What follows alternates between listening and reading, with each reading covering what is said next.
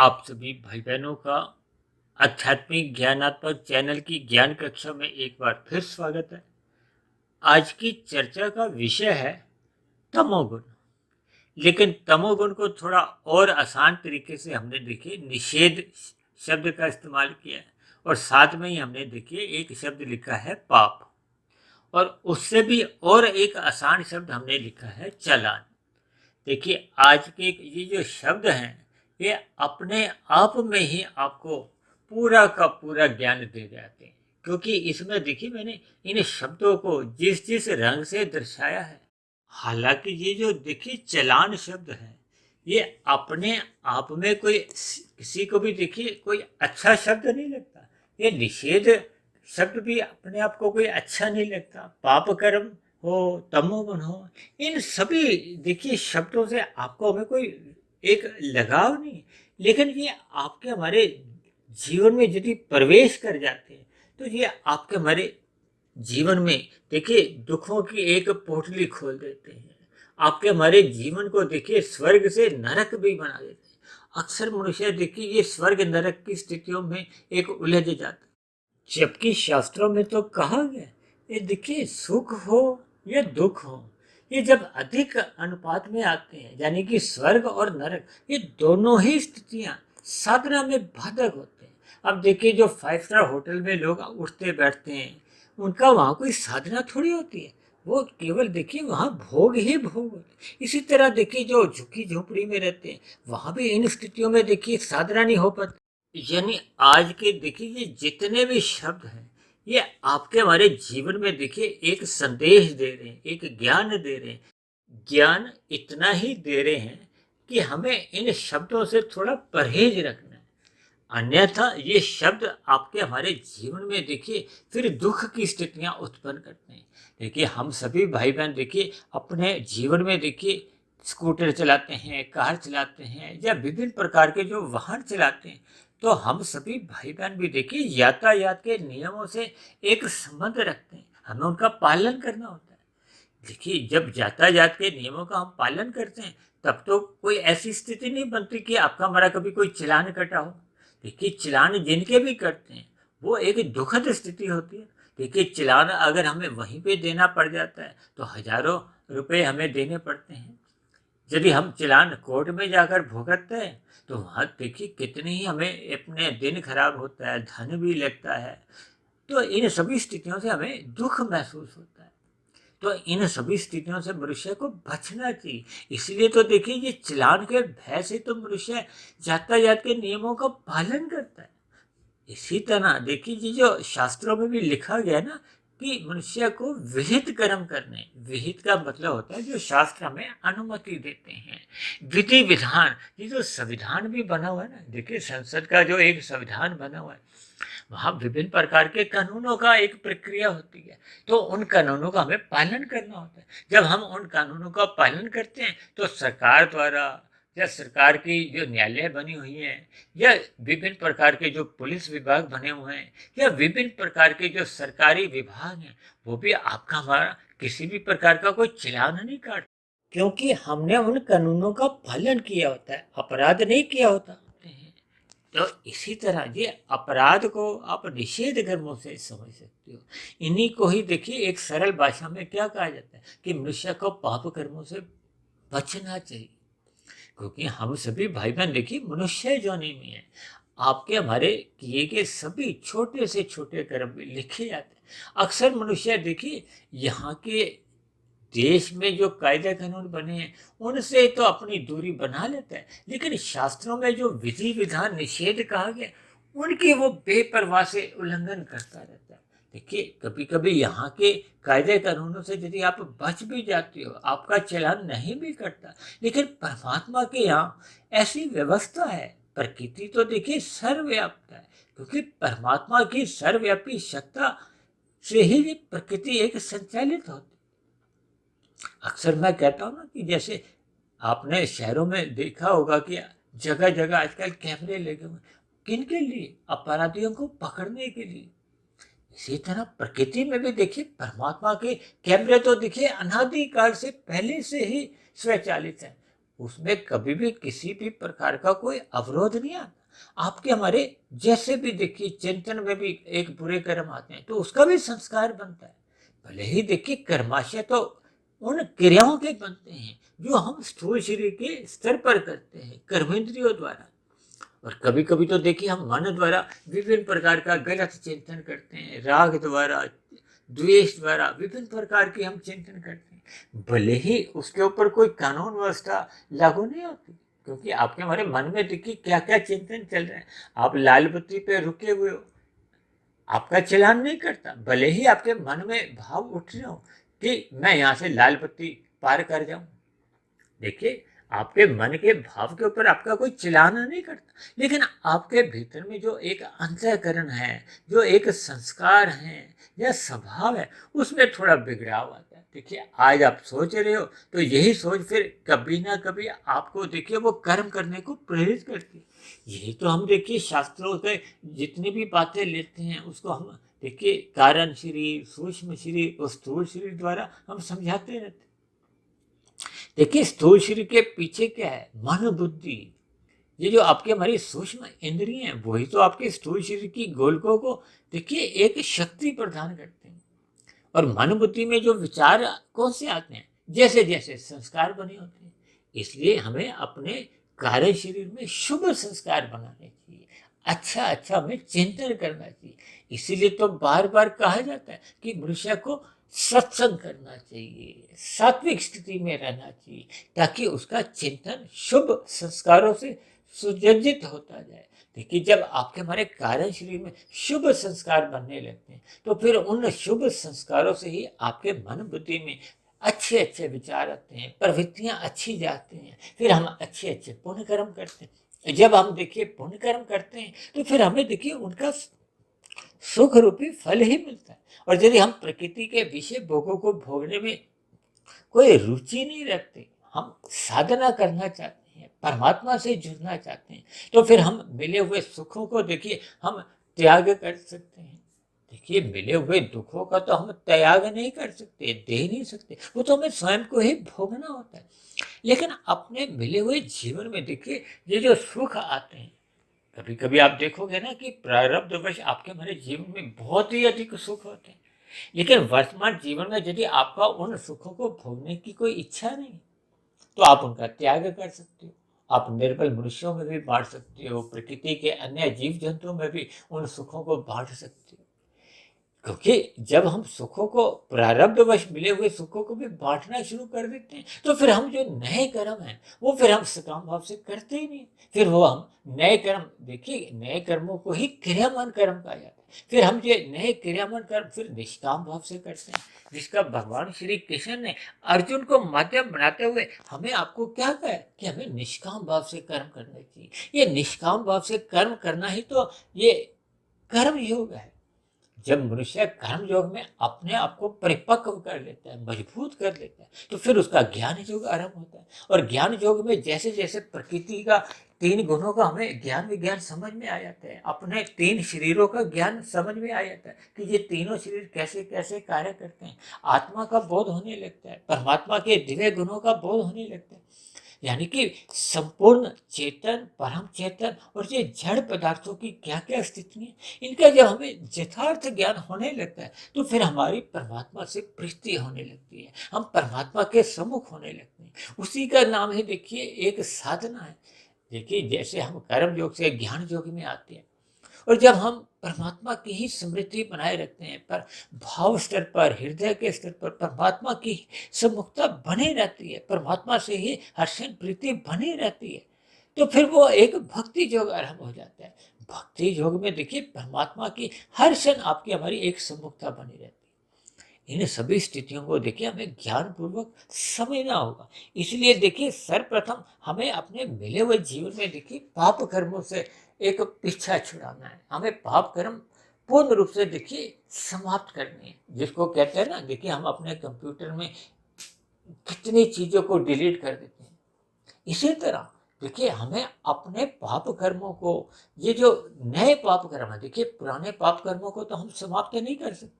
हालांकि शास्त्रों में तो देखिए उन पुराने पाप कर्मों को भी देखिए प्रभाव रूप में हम कमजोर कर सकते हैं साधना करते हुए, क्योंकि ये जो जितने भी जो कर्मों का जो एक फल आता है, जब वो विपाक होता है, शास्त्रों में कहा गया कर्म विपाक है, यानी कि जब वो किए गए कर्म फल देने को तैयार हो जाते हैं, पक जाते हैं, उनके प्रभाव को हम कमजोर तभी कर सकते हैं यदि हम वर्तमान अपने समय में उनसे संबंधित संस्कारों को क्रमशः दग्ध बीज करते जाते हैं, क्योंकि ये जो सुख और दुख अपना प्रभाव तभी दिखा पाते हैं जब उससे संबंधित आपके हमारे कारण शरीर में संस्कार बने होते हैं। देखिए तकरीबन 20-25 दिन पहले, महीना पहले हमने एक चर्चा की थी ना, दुख और सुख का प्रभाव।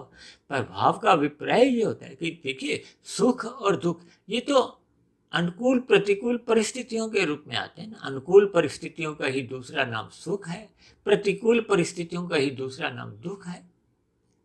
इन परिस्थितियों से जब हम अपने आप को प्रभावित नहीं होने देते, प्रभावित होने का अभिप्राय कि हम नए क्रियामान कर्मों में देखिए हम कोई संलग्न नहीं रहते, हम अपने संस्कारों को दग्ध बीज करने की ओर प्रयास करते हैं, साधना करते हैं। तो फिर उससे संबंधित संस्कार जब कमजोर हो जाते हैं तो फिर जितने जितने अनुपात में, जितने जितने अंश पे उससे संबंधित संस्कार कमजोर हो जाते हैं तो फिर उतने उतने अंश में मिलने वाले जो दुख है वो आपको हमें फिर दुखी नहीं करते। देखिए आज के चित्र में मैंने तमोगुण को एक बहुत बड़े आकार में दिखाया है ताकि हम इसको जरा ध्यान से समझ लें। देखिए तमोगुण को पदार्थों से भी जोड़ा जाता है, अंधकार से भी जोड़ा जाता है, तभी तो इसको हम देखिए काले रंग से दर्शाते हैं। बुराई से भी जोड़ा जाता है। देखिए पदार्थों से इसलिए जोड़ा जाता है क्योंकि पदार्थ भी सभी के सभी देखिए तामसी ही कहलाते हैं। ये सभी के सभी आपके हमारे जो शरीर हैं ये भी देखिए पृथ्वी जल अग्नि वायु आकाश के ही बने। शास्त्रों में इसको भी देखिए तामसी कहा गया। और ये जो आपके हमारे 5 भोग विषय हैं, गंध रस रूप स्पर्श और शब्द, ये इनके सूक्ष्म तत्व हैं। इन्हीं के कारण ही तो आपके हमारे देखिए स्थूल शरीर का माता के गर्भ में निर्माण होता है। इन 5 भोग विषयों को भी देखिए तामसी कहा गया, यानी कि हमें देखिए तमोगुण का संगत मात्र एक मर्यादा में करना होता है। ऐसा नहीं है कि हमें तमोगुण का बिल्कुल ही निषेध करना। वो तो देखिए जब हम पाप कर्मों की बात करते हैं कि हमें तमोगुण में नहीं गिरना चाहिए, यानी कि जब हम अन्य जीवों को पीड़ा देते हैं, दुख देते हैं, किसके लिए? अपने सुख के लिए। देखिए हम छल कपट ठगी हेरा फेरी अन्य मनुष्यों से कब करते हैं? हम अपने सुख को सुनिश्चित करना चाहते हैं और उसके लिए उनको दुखी कर देते हैं, तो हम देखिए तमोगुण में गिर जाते हैं। उस स्थिति विशेष में देखिए हमें तमोगुण से बचना है। तभी तो मैंने देखिए ये निषेध और पाप कर्मों को आज लाल रंग से दर्शाया। इस लाल रंग को दर्शाने के पीछे देखिए मेरे मन में ये प्रेरणा जागी थी, जो आपके हमारे घरों के आसपास देखिए ये बिजली पे ये जो ट्रांसफार्मर लगे होते हैं बड़े बड़े, तो वहाँ देखिए एक लाल रंग के चित्र खोपड़ी का दिखाया होता है, एक खतरे की निशानी होता है। कभी कभी आपने देखा होगा कोई रिक्शे में ऐसा नुकीला लोहे का सामान लगा हुआ है, ये ट्रक पे कुछ है तो उसके पीछे वो लाल रंग का कोई कपड़ा सा टांग देते हैं, यानी कि लाल रंग देखिए एक खतरे की निशानी है, थोड़ा रुकने की संकेत देता है। इसलिए तो देखिए ये जो यातायात के नियमों में ये जो लाल हरी बत्ती का जो एक चलन हुआ वो किस लिए? लाल बत्ती पे हमें रुकना चाहिए। देखिए इस पे तो हमने 1 घंटे की एक बार वीडियो बनाई थी, 2 साल पहले की बात है, लेकिन उस वीडियो में भी देखिए बहुत ही सूक्ष्म बातों का जिक्र हुआ था। इसलिए एक साधारण मनुष्य को देखिए जब तक इन गुणों का, तमोगुण रजोगुण और सतोगुण का जो एक मूल ज्ञान हमें समझ नहीं आता, गीता के 13वें और 14वें अध्याय में इसका विस्तार से वर्णन है। इसी को देखिए एक गौतम ज्ञान भी कहा जाता है। जब तक हम इन गुणों को समझ नहीं लेते, इन गुणों से जैसे जैसे हम देखिए कर्ता भाव से जुड़ते जाते हैं तो आपका हमारा कर्माशय बनता है। इस पर हमने कर्ता भोक्ता आत्मा वीडियो में चर्चा की थी। ये जब आत्मा अपने आप को कर्ता समझ लेती है तो फिर भोक्ता भी बनना पड़ता है। कहते हैं ना जैसे जो करता है सो भरता है। देखिए जब हम कर्म काम भाव से करते हैं तो फिर उनके फल आते हैं। देखिए सुख रूपी फलों का तो आप त्याग कर सकते हो क्योंकि अब आपका ज्ञान का स्तर बढ़ गया है। देखिए ज्ञान जब ऊंचे स्तर पे होता है तो फिर हम जो नए तो निष्काम भाव से कर्म करते हैं, लेकिन पहले जो हमने सकाम भाव से कर्म कर चुके होते हैं उनके फल तो आ रहे हैं। अब उनके जब फल आते हैं इसलिए ऐसा विधान है कि आप अपने सुख रूपी फलों को त्याग कर सकते हो। लेकिन जो पहले के हमने देखिए दुख रूपी कर्म हमने किए थे, जो हमने ऐसे पाप कर्म कर दिए थे, अब उनके दुख रूपी फल जो आ रहे हैं वो तो हमें दुखी करते हैं। अब उनका हम त्याग नहीं कर सकते। अब उनका त्याग करने की एक ही स्थिति है कि हम अपने उनसे संबंधित संस्कारों को कमजोर करें, और वो होते हैं साधना करके, कर्म योग में, ज्ञान योग में, भक्ति योग में। ये योग शब्द कब आता है? देखिए जब आत्मा परमात्मा के सम्मुख होती है, उसी का नाम देखिए योग है। ये जो हम पार्कों में देखते हैं ना, ये तो तन के स्तर पर अपने शरीर की जो हम एक्सरसाइज विभिन्न प्रकार की आसन लगाते हैं ताकि आपका हमारा स्थूल शरीर देखिए तंदुरुस्त रहे। देखिए जब हम स्थूल शरीर की स्वस्थता इसलिए चाहते हैं कि हम विषय भोगों का अधिक भोग करें, तो फिर वो वाला योग केवल तन के स्तर पर ही होता है। ये जो योग दर्शन में जो चित्त वृत्तियों का निरोध के लिए जो एक साधना है वो एक मन की साधना है। और फिर वो जब हम योग की परम स्थिति को प्राप्त कर लेते हैं, यानी कि एकाग्र स्थिति में आ जाते हैं, समाधि की स्थिति में आ जाते हैं, तो वो एक योग की एक परम अवस्था आती है। वो योग की एक कहते हैं ना चित्त वृत्तियों का निरोध हो जाना। एक होता है प्रयास करना, प्रयास करने में हमें साधना करनी होती है, और जब हम उस परम लक्ष्य की प्राप्ति कर लेते हैं तो फिर आपका हमारा ये जो कारण शरीर है ये स्थूल शरीर के रहते रहते समाप्त हो जाता है। देखिए स्थूल शरीर एक प्रारब्ध लेके आते हैं, अक्सर हम इन बातों पे चर्चा करते रहते हैं। आपका हमारा जो स्थूल शरीर है वो प्रारब्ध लेके आए। प्रारब्ध में देखिए 3 बातें होती हैं ना, जाति, आयु, भोग। जाति तो जन्म से देखिए हमें मिल गई, मनुष्य जो नहीं, अब मरते दम तक हम मनुष्य नहीं रहते। भले ही व्यवहार में आपके हमारे देखिए पशु वृत्तियां आने से हम हमारे अंदर इंसानियत समाप्त होती जाती है, लेकिन शक्ल सूरत से या स्थूल शरीर के स्तर पर तो हम देखिए मनुष्य ही बने रहते हैं। और दूसरी है आयु। आयु का मतलब ये स्थूल शरीर एक निश्चित आयु लेके आए। आयु का अभिप्राय देखिए सांसों से होता है। यदि हम भोगों में अधिक लिप्त रहते हैं तो आपकी हमारी सांस तेज चलती है, यानी कि अगर आपकी हमारी आयु 90 वर्ष लिखी हुई है तो 90 वर्ष की वो घट के 85 रह सकती है, 82 रह सकती है। और यदि हम सात्विक दिनचर्या रखते हैं तो हम पूर्ण आयु यानी कि 90 वर्ष जीते हैं, क्योंकि आपके हमारी वो जो सांसें हैं वो नियमित रूप से चलती हैं। ये जो आपको हमें हृदय रोग होता है, बीपी का, उच्च रक्तचाप का रोग होता है, या और भी प्रकार के जो रोग होने लगते हैं, तो उससे आपकी हमारी देखिए सांसें कमजोर होने लगती हैं, यानी कि तेज चलते हैं तो जल्दी समाप्त हो जाती है। अब देखिए पानी की टंकी में जितना पानी भरा हुआ है वो तो निश्चित है। अब यदि आप नल एक खुली मात्रा में करते हो तो फिर वो जल्दी जल्दी आपकी टैंकी खत्म होती, पानी खत्म हो जाता है। कहते हैं ना एक एक बूंद कीमती है, इसी तरह आपकी हमारी देखिए एक एक सांस कीमती है। इसका हमें सदुपयोग करना चाहिए। और सदुपयोग क्या है कि हमें सात्विक स्थिति में रहना चाहिए, परमात्मा का सत्संग करना चाहिए, परमात्मा का ध्यान लगाना चाहिए। और ये जो हम विषय भोगों में ही सारा दिन घूमते फिरते हैं, उछल कूद करते रहते हैं, तो फिर आपके हमारी देखिए ये रजोगुण प्रधान होता है, और रजोगुण में रहते हुए आपकी हमारी ये जो सांसें हैं वो तेज चलती है। और तीसरा प्रारब्ध में आता है भोग। भोग का भी प्राय देखिए सुखों से भी लिया जाता है, दुखों से भी लिया जाता है। सुखों का हम त्याग कर सकते हैं, दुखों को हमें भोगना होता है। तो इन सभी स्थितियों का अभिप्राय देखिए हमें मिले हुए जीवन में देखिए निषेध कर्मों से बचना है, पाप कर्मों से बचना है। इसीलिए तो कहा जाता है कि तमोगुण से 10 गुना अच्छा रजोगुण है। रजोगुण में रहते हुए भले ही हम अन्य जीवों के लिए कोई सुख की स्थितियां उत्पन्न नहीं करते, लेकिन हम उनके लिए दुख की स्थितियां भी एक उत्पन्न नहीं करते। यानी कि हम अपने सुखों को सुनिश्चित करने के लिए अन्य जीवों को कोई दुख नहीं देते, धर्मानुसार अपना आचरण करते हैं। कहते हैं ना 4 पुरुषार्थ हैं, धर्म, अर्थ, काम, मोक्ष। यानी कि धर्म आपके हमारे जीवन में एक उचित स्थान पे बना रहता है। हम अन्य जीवों के साथ कोई चतुराई नहीं करते, उनको दुख नहीं देते, यानी कि हम पाप कर्मों से बचे रहते हैं। शास्त्रों में जो एक निषेध शब्द आता है ना कि इन कर्मों को नहीं करना। अब मांसाहार का देखिए मना किया गया, लेकिन मनुष्य अपने जीविका के स्वाद के लिए मांसाहार भोजन का सेवन करता है, तो ये निषेध कर्म, इसका हमें देखिए दुख रूपी फल भविष्य में आना निश्चित है। इसीलिए कहा जाता है कि देखिए पाप कर्मों से बचना चाहिए। और जब हम सतोगुण में स्थित हो जाते हैं तो फिर हम विशेष प्रकार के पुण्य कर्म करते हैं। हम देखिए पक्षियों को दाना देते हैं, पशुओं को चारा देते हैं, पेड़ पौधों को जल देते हैं, निर्बल मनुष्यों की सहायता करते हैं, दान से, धन से, शिक्षा से, कपड़ों से, विभिन्न प्रकार की। और धर्म के प्रचार के लिए भी हम धन लगाते हैं, समय लगाते हैं। तो ये सात्विक पुण्य कर्म होते हैं। ये रजोगुण से भी 10 गुना और अच्छे माने जाते हैं, क्योंकि रजोगुण से 10 गुना अच्छा देखिए सत्वगुण कहा गया। लेकिन जब हम निष्काम भाव से कर्म करते हैं तो आपकी हमारी साधना आरंभ होती है। इसलिए सर्वप्रथम मनुष्य को देखिए निषेध कर्मों से, पाप कर्मों से तो अवश्य ही बचना चाहिए। इसीलिए मैंने इसको देखिए लाल रंग से एक चेतावनी के रूप में दर्शाया। अक्सर आपने देखा होगा, देखिए सिगरेट की डब्बी पे भी आजकल वो खोपड़ी सी बनी होती है, वो उस पर कैंसर का कुछ संकेत होता है कि आप इससे दूर रहो। लेकिन वो अलग बात है कि लोग देखिए गुटखा भी खाते रहते हैं और सड़कों को भी गंदा करते हैं और अपने स्थूल शरीर को भी गंदा करते हैं, अपने कारण शरीर में बुरे संस्कार बनाते हैं, अपने मन का चिंतन खराब करते हैं।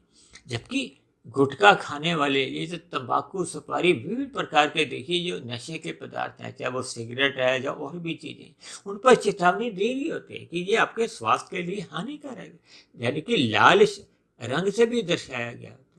और ये जो हमने आज चलान शब्द को देखिए बहुत ही साधारण स्तर पर, जैसे हम सतोगुण को सफेद रंग से दर्शाते हैं, आत्मा परमात्मा को हम सफेद रंग से दर्शाते हैं, किस लिए? कि इस पर हम चिंतन करें।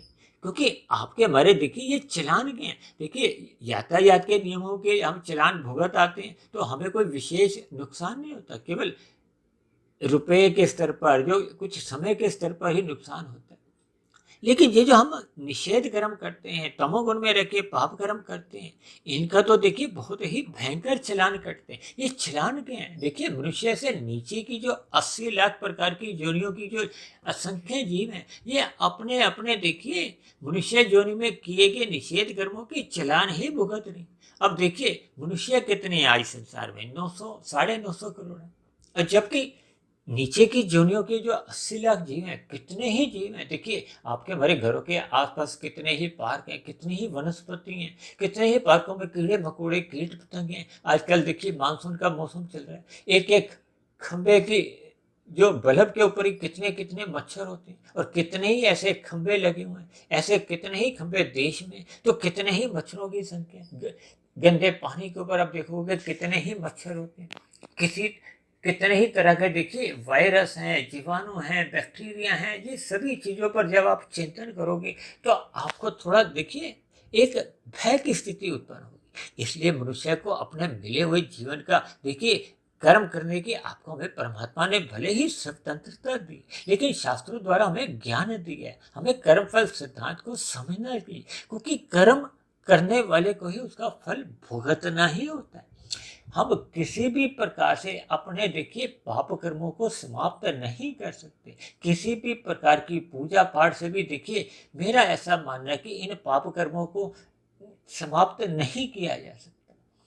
और अक्सर मनुष्य देखिए इस भ्रम में भी रहता है कि देखिए 100 पाप किए हैं तो हम चलो 500 पुण्य कर देते हैं, तो उस 500 में से 100 पाप कर्म कम होके 400 शुद्ध रूप से पुण्य कर्म हमारे बच जाए। देखिए ये पाप कर्म पुण्य कर्म ये आपस में कोई कटते नहीं है। केवल हम अपने पुण्य कर्मों के सुख रूपी फलों का त्याग कर सकते हैं और दुख रूपी फलों को हम देखिए त्याग तकनीकी रूप से कर नहीं सकते, केवल हम साधना कर सकते हैं। देखिए गीता में भगवान श्री कृष्ण ने क्या है, कोई पापी से पापी भी हो, लेकिन जब वो मेरे मार्ग पर चलने लगता है, मेरे और सम्मुख हो जाता है, मेरी शरणागति आ जाती है, तो उसको आप धर्मात्मा ही समझो। यानी कि हम देखिए भूतकाल में क्या क्या कर चुके हैं उस पर आप चिंतन नहीं भी करो, लेकिन वर्तमान समय विषय में इसी क्षण से हम यदि सात्विक दिनचर्या रखते हैं, परमात्मा की शरणागति रह जाते हैं, ब्रह्म मुहूर्त का संग करते हैं, तो उसी क्षण विशेष से ही देखिए आपके हमारे ये दुख अपने आप में ही वो हमें फिर वो प्रभावित नहीं करते, दुखी नहीं करते, क्योंकि आपके हमारे फिर संस्कार क्रम से शुभ बनने लगते हैं। वो शुभ संस्कार पहले के शुभ संस्कारों को मजबूती देते हैं और पहले के बने हुए बुरे संस्कारों को क्रमशः कमजोर करते हैं, दग्ध भी करते हैं। जब देखिए संस्कार ही उस दुख से संबंधित संस्कार समाप्त हो जाता है तो फिर दुख तो आएगा मात्रा रूप में, लेकिन वो आपको हमें दुखी नहीं करता। इन सभी स्थितियों को हमें देखिए सूक्ष्म स्तर पर समझना होता है। तो मेरी आप सभी भाई बहनों से विनती है कि आज की ये जो चर्चा में मैंने जो छांट छांट के जो नाम लिखे हैं, ताकि हम इनसे शिक्षा लें। देखिए भय उत्पन्न करें चाहे शिक्षा लें, सब एक ही बात है। देखिए आरंभ में सभी स्थितियों में पाप कर्मों से बचने के लिए भय इसीलिए दिखाया जाता है। ये जो नरकों का भय क्यों दिखाया जाता है? ताकि हम देखिए पाप कर्मों से बचें, हम अपना सात्विक दिनचर्या रखें। उसी को ही मैंने देखिए एक चलान शब्द को सफेद रंग से दर्शाकर एक सात्विक ज्ञान दिया है कि हम इन चलान को अपने दिमाग में रखें या नीचे की जोनियों का एक भय उत्पन्न करके चलें। क्योंकि मनुष्य जोनी तो देखिए तभी मिलती है जब संचित कर्मों में पाप और पुण्य कर्मों की कम से कम तुल्यता होती है। देखिए हम मनुष्य जोनी में हैं, यानी कि जन्म लेने के समय आपके हमारी देखिए स्थितियां ये 50-50 की तो रही होंगी, तभी तो आपको हमें मनुष्य योनि का जन्म है।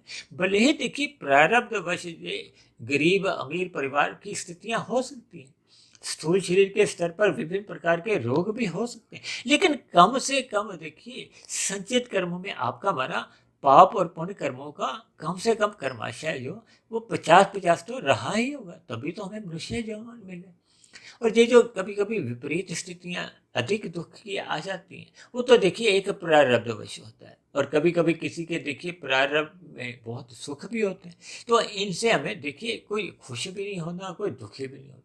लेकिन हमने वर्तमान मिले हुए जीवन में अपनी साधना को आरंभ करना है। साधना आरंभ तभी होती है जब हम ब्रह्म मुहूर्त का एक संग करते हैं, सत्वगुण का संग करते हैं। और सत्वगुण का संग देखिए ब्रह्म मुहूर्त एक शुद्धतम अवस्था होती है। जब हम ब्रह्म मुहूर्त में उठ जाते हैं तो फिर उसी दिन आपके हमारी देखिए साधना की एक नींव तैयार होती है। तो ऐसी नींव तैयार होने से फिर मनुष्य ये जो तमोगुण के जो मल रूपी जो एक निषेध कर्म है, पाप कर्म है, उनसे भी बच जाता है। और फिर ये नीचे के जब हम चलान है को हमने जो नीचे की अधोगति जोनियों से थोड़ा समझा है, उससे भी मनुष्य बच जाता है। यानी कि हमें वर्तमान मिले हुए जीवन का सदुपयोग करना है, पाप कर्मों से बचना है, ताकि आपके हमारे जो कर्मों की जो एक लेखा जोखा उसमें कोई बिगाड़ नहीं आए, आपके हमारे संस्कार नहीं बिगड़े। इन सभी स्थितियों को हमें देखिए भावार्थ समझना होगा और अपने मिले हुए जीवन का सदुपयोग करते हुए परमात्मा से जुड़ना होगा। यानी सर्वप्रथम हमें ये जो तमोगुण, निषेध, पाप और चलान, इन सभी स्थितियों से अपने आप को अलग करना होगा।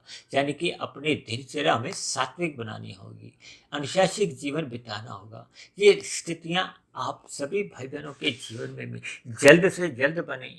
इन्हीं शब्दों के साथ आज की चर्चा विशेष को अब हम यही विश्राम देते हैं। देखिए आज की चर्चा में हो सकता है कुछ ऐसे शब्दों का मैंने प्रयोग किया हो जो प्रथम दृष्टि में देखिए आपको हमें भय लगता है, कभी कभी हमें बुरा भी लग जाता है।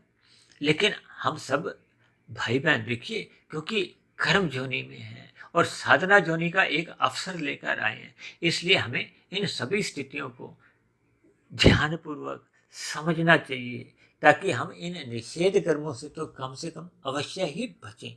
क्योंकि निषेध कर्मों से बचने पे ही फिर हम रजोगुण में स्थित होते हैं, फिर रजोगुण से आगे हम देखिए ज्ञान पूर्वक हमें सतोगुण में स्थित होना है। और सतोगुण हम जितना अधिक मजबूत बनाते जाते हैं, यानी कि ब्रह्म मुहूर्त में उठकर हम अपने सतोगुण की स्थिति मजबूत कर लेते हैं, तो फिर आपकी हमारी साधना सहज ही आरंभ होती है। ये साधना क्या है? जब हम सतोगुण से विशुद्ध सतोगुण की ओर चलने का एक लक्ष्य बना लेते हैं। ये 100 से 1000 की यात्रा ही देखिए एक आध्यात्मिक साधना है। देखिए भौतिक उन्नति हम जितनी भी कर लेते हैं वो तो मरने के साथ ही समाप्त हो जाती है, जबकि आध्यात्मिक उन्नति हम जितनी भी इस मिले हुए जीवन में कर लेते हैं वो आपके भरी देखिए सुरक्षित बनी रहती है। वो अगले मनुष्य जोनि के जन्म को भी सुनिश्चित करती है और अगले मनुष्य जोनि में वो की गई आध्यात्मिक उन्नति हमें अनुकूल परिस्थितियों के रूप में परमात्मा द्वारा, प्रकृति द्वारा सहज ही उपलब्ध करवा दी जाती है। तो इसलिए हम सभी भाई बहनों को अपने मिले हुए जीवन का सदुपयोग करना है। फिर भी मेरी देखिए आज की चर्चा विशेष पर आपको किसी प्रकार की कोई शिकायत हो या वीडियो संबंधित कोई प्रश्न हो तो आप नीचे दिए गए कमेंट्स बॉक्स पर जाकर लिख सकते हो। और यदि मेरी बनी हुई वीडियो आपको ज्ञानवर्धक लगती हो, प्रेरणादायक लगती हो, आपके अंधविश्वास समाप्त करने में सहायक हो रही हो, आपके पाप कर्म छुड़वाने में ये सहायक बन गई हो, परमात्मा में आपकी प्रीति जगाने लगी हो, तो मेरी आप सभी भाई बहनों से विनती है कि इन बनी हुई वीडियो विशेष को आप अधिक से अधिक भाई बहनों में शेयर कर कर मेरा भी एक सहयोग करें, ताकि समाज में देखिए एक सतोगुणी वातावरण बने। उस सतोगुणी वातावरण में हम सभी भाई बहनों का सुखमय जीवन बीते, परमात्मा में सदा प्रीति बनी रहे। और दूसरी एक विशेष बात, देखिए कुछ दिन पूर्व हमने ये ब्रह्म मुहूर्त उपदेश के नाम से देखिए 1 मिनट, सवा 1.5 मिनट की कुछ वीडियो बनानी शुरू की है। उसमें देखिए छोटे छोटे उपदेश हैं और कुछ कठिन शब्दों का कुछ अर्थ भी समझाया गया। तो मेरी उन सभी भाई बहनों से विनती है, जिन भाई बहनों को इन बड़ी बड़ी वीडियो सुनने में कुछ दिक्कत आ रही हो, कुछ शब्दों का अर्थ सही सही समझ नहीं आ रहा हो, तो ऐसे सभी भाई बहन उन छोटी छोटी वीडियो को भी अवश्य सुने, ताकि इन बड़ी वीडियो को समझने में भी आपको आसानी मिलेगी। तो अब चर्चा विशेष को यही विश्राम देते हैं। कल फिर मिलते हैं एक नए विषय को लेकर, एक नए संदेश के साथ। तब तक आप सभी भाई बहनों का बहुत बहुत धन्यवाद।